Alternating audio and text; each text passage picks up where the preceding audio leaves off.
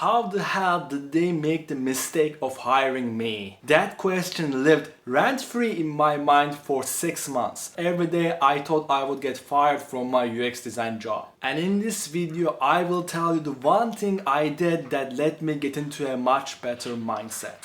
Now, with a spark of courage, I took a job that was way outside of my comfort zone. Previously, I had worked in a startup for 9 months. Before, I had to work with only 2 different stakeholders. Now I was working with 8. Before, I had only 1 product I was focused on. Now, in 1 fiscal year, I had worked on 3 different products. Now, I was the only UX designer in this multi-million-dollar company, and in the beginning, the responsibility was soul-crushing. In addition, the traditional advices or the tips I received didn't work for me either. The books I read told me exposure would help, meaning if you have social anxiety, daily talking with strangers and slowly building up the conversation could alleviate some of that anxiety. But for this situation, for belief in my UX design skills, exposure did not help. Even after 3 months, I still had the daily fear of getting fired.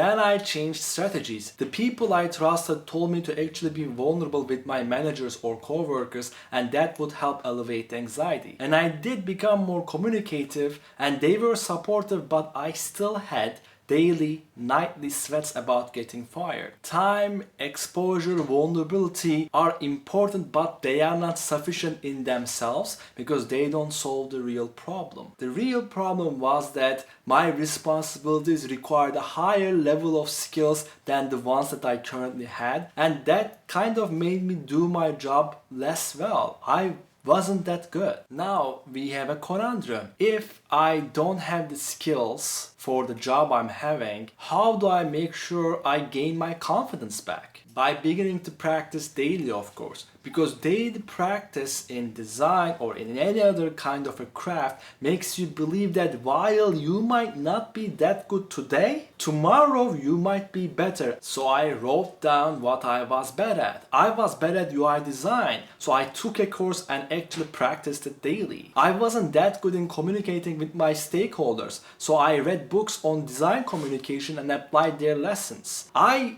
asked my teammates if I was good at collaborating, and I asked their feedback and tried to improve each time they actually suggested me a certain technique or let's say a certain strategy. Now, as I practiced through these problems and improved daily 1%, one day came and I slept right, and then the next day I slept right. So if you are listening to this as a UX designer and you feel like you have imposter syndrome, my best advice is to start practicing, because only with practice you will have real evidence that you can get good. You might not be good, yet, but you can actually become a designer that can bear the responsibilities that you are right now bearing. It is important to practice design, but also if you know how to practice design, you would get even better returns on your time investment. So make sure you watch this video next.